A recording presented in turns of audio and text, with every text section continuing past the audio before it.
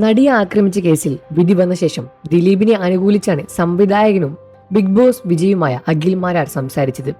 അതിനോടൊപ്പം നടൻ പൃഥ്വിരാജിന്റെ ചില പ്രവൃത്തിയെയും അഖിൽ മാരാർ വിമർശിച്ച് രംഗത്ത് വന്നു. എന്തുകൊണ്ട് പൃഥ്വിരാജിനെ വിമർശിച്ച് സംസാരിച്ചു എന്ന് വ്യക്തിപരമായി തന്നെ മറുപടിയുമായി എത്തിയിരിക്കുകയാണ് അഖിൽ മാരാർ ഇപ്പോൾ രംഗത്ത്. ദിലീപ് ചെയ്യാൻ പോകുന്ന കാര്യങ്ങൾ പറഞ്ഞു നടക്കില്ലെന്നും ചെയ്തു കാണിക്കുന്നു എന്നാണ് അഖിൽ മാരാർ വ്യക്തമാക്കിയത്. പ്രവൃത്തിയും അതേപോലെ തന്നെ പൃഥ്വിരാജിന്റെ നിലപാടും വ്യത്യാസമാണെന്നും അഖിൽ മാരാർ പറയുന്നു. ദിലീപേട്ടന്റെ കോടതി വിധിയുമായി ബന്ധപ്പെട്ട് സംസാരിക്കവേ നടൻ പൃഥ്വിരാജിനെതിരെ താൻ പറഞ്ഞുവെന്ന് പറഞ്ഞുകൊണ്ടാണ് താൻ പറഞ്ഞ കാര്യങ്ങളിൽ നിന്ന് ചിലത് അടർത്തിയെടുത്ത് പ്രചരിപ്പിക്കുന്നത് കണ്ടു.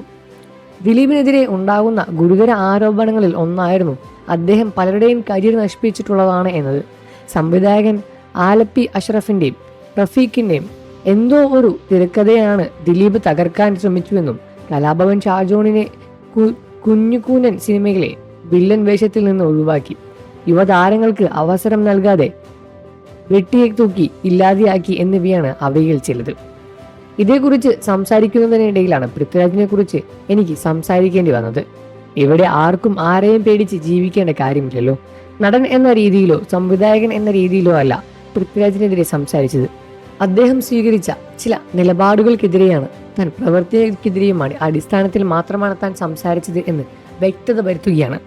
അമ്മയിലെ അവശേഷിയായ താരങ്ങൾക്ക് പെൻഷൻ കൊടുക്കുമെന്ന ഉദ്ദേശത്തോടെ വലിയൊരു സിനിമ നിർമ്മിക്കാൻ ദിലീപ് തയ്യാറാകുമ്പോഴാണ് 2020 സിനിമ ജയിച്ചത്.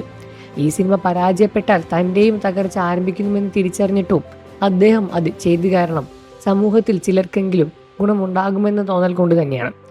വിനീത് ശ്രീനിവാസൻ തൻ്റെ ആദ്യത്തെ സിനിമയായ മലർവാടി ആർട്സ് ക്ലബ്ബ് സ്വന്തം സുഹൃത്തുക്കളെ വെച്ച് എടുക്കാൻ തീരുമാനിച്ചപ്പോൾ അത് നിർമ്മിച്ചതും ദിലീപ് തന്നെയായിരുന്നു.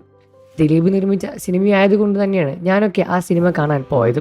പിന്നീട് വർഷങ്ങൾക്കിപ്പുറം കേസും സാഹചര്യങ്ങളും എല്ലാം നിലനിൽക്കുമ്പോഴും തട്ടാംശ്ശേരി കൂട്ടം സിനിമയിൽ ദിലീപ് നിർമ്മിച്ചു. ആ സിനിമയും പുതിയ പിള്ളേരായിരുന്നു ഏറെയും. താൻ മലയാള സിനിമയിലെ അങ്ങും ഇങ്ങും ചെയ്ത എല്ലാം തന്നെ ദിലീപാണ് ഓരോന്നും ചെയ്യുന്നത് എന്നാണ് പറയുന്നത്.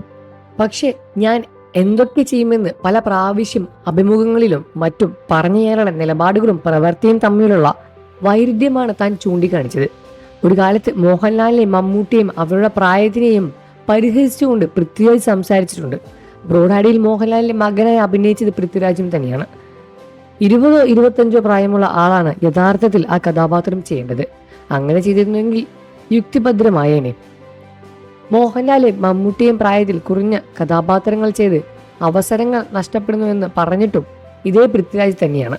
അന്യഭാഷാ സിനിമയിലേക്ക് കേരളത്തിൽ പ്രാധാന്യം കൊടുക്കുന്നതിനെ പരിഹസിച്ചും പൃഥ്വിരാജ് സംസാരിച്ചിട്ടുമുണ്ട്. അതിനാൽ പിന്നീട് സ്വന്തമായി പ്രൊഡക്ഷൻ കമ്പനി ആരംഭിച്ചപ്പോൾ അന്യഭാഷാ സിനിമയുടെ ഡിസ്ട്രിബ്യൂഷൻ എടുത്തു ചെയ്യുന്നതും കണ്ടു. ഇപ്പോൾ പൃഥ്വിരാജ് ചെയ്യുന്നത് തനിക്കായി അവസരങ്ങൾ തേടി മുംബൈയിലേക്ക് പോയി അവിടെയുള്ള സിനിമകളും ചെയ്യുന്നു.